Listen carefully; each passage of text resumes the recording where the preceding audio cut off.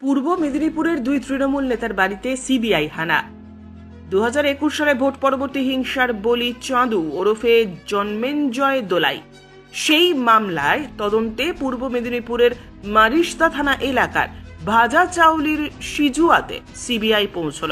এই মামলার একাধিক তৃণমূল নেতার বিরুদ্ধে নাম থাকলেও আজ মূলত দুই তৃণমূল নেতার বাড়িতে হানা দিচ্ছে সিবিআই। সিজুয়া গ্রামের নন্দদুলাল মাইতির বাড়িতে প্রথমে হানা দেবে। তার ছেলের সন্ধানে এসেছেন তারা। তার ছেলের নাম বুদ্ধদেব মাইতি, তিনি কর্মসূত্রে হাওড়াতে আছেন। নন্দ মাইতি এবং তার স্ত্রীর পরিবারের ভোটার কার্ড, আধার কার্ড সহ তল্লাশি শুরু করেছে সিবিআই। দেবব্রত পণ্ডার বাড়িতেও যাবে সিবিআই। নন্দদুলাল মাইতির সঙ্গে সিবিআই আপাতত কথা বলছে।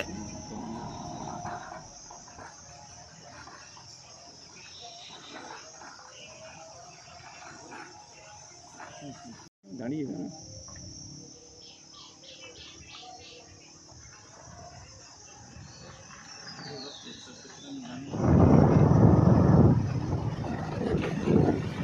দেখুন, তার মানে ওটা কনফিউজের মধ্যে আছে, দাঁড়িয়ে আবার তার কিছু ডিলিট করে ওটা ভালো হবে না।